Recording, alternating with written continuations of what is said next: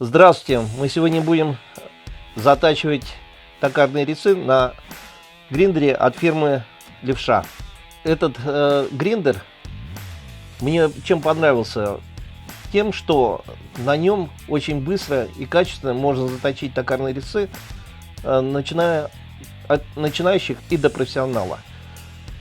Для этого мы первоначально всегда используем токарные резцы Риер для грубой обработки древесины. Первым делом будем производить заточку режущих инструментов, потому что в токарном деле существует два вида. Первый вид — это резцы для резки древесины, другие для скобления.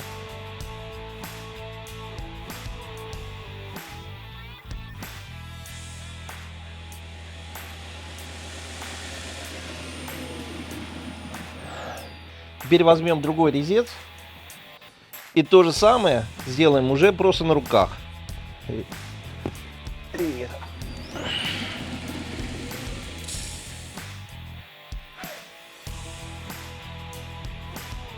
На руках даже быстрее получается.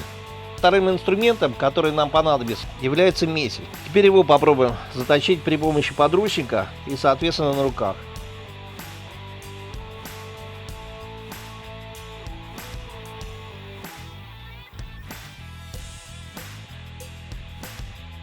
Все в идеале. При покупке любого инструмента режущую кромку ему обязательно надо переточить. Она работать не будет. Во-первых, угол заточки неправильный. Угол наклона этого же резца тоже неправильный. Первоначально сниму полностью угол, который должен существовать, а потом будем производить заточку.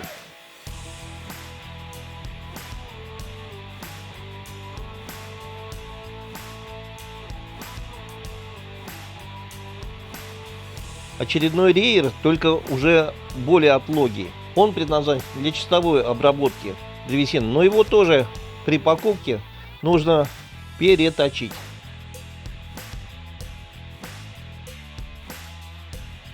Возьмем в ручки другой рейер. Этот рейер предназначен для фасочного точения.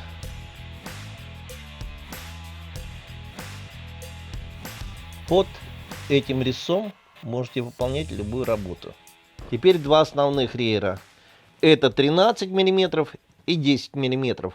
Разница вроде бы небольшая, но существенная.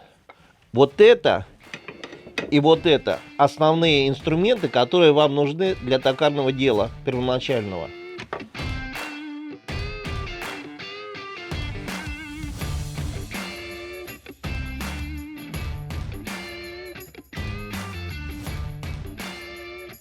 Я поменял специальный угол заточки, чтобы было видно, что у нас заострение. В этом случае, если происходит заострение, мы просто меняем угол заточки, поднимаем правую руку чуть выше, чтобы у нас образовался вот здесь не острый кончик, а вот такая вот сфера. Возьмем банальные обыкновенные выточки. Будем говорить обыкновенная столярная стамеска. На некоторых изделиях применяется просто малейшее прикосновение к детали, которое нужно сделать маленькую какую-то проточку. Соответственно, их проще делать из напильников.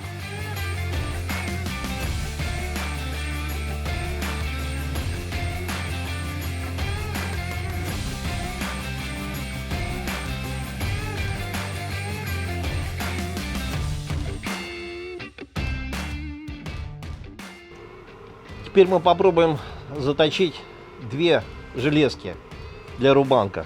Один для полуфуганка, другая просто для одинарного рубанка. Соответственно, эта железка вообще убитая.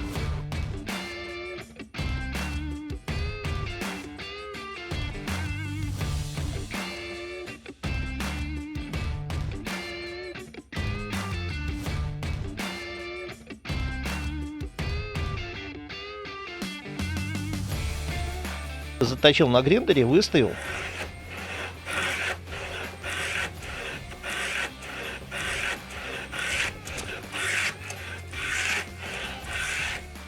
Вот. пожалуйста. Сколько я потратил? Ну, от силы 2-3 минуты, наверное. Все готово. Все работает. Теперь которая убитая железка.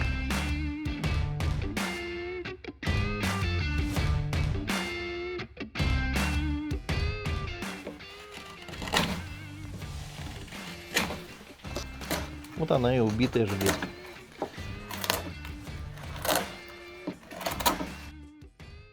Поработал я на гриндере фирмы Левша. Мне очень понравилось. Это просто фантастика какая-то. Весь токарный инструмент, столярный инструмент, вплоть до топоров плотницких, заточить в один миг можно. Я хочу отметить, что я был неправ некоторое время, что появились у нас на рынке гриндеры для заточки токарных резцов. Но когда я попробовал левшу, ни с чем не сравнишь. Возможностей намного больше, чем даже у Роберт Сорби.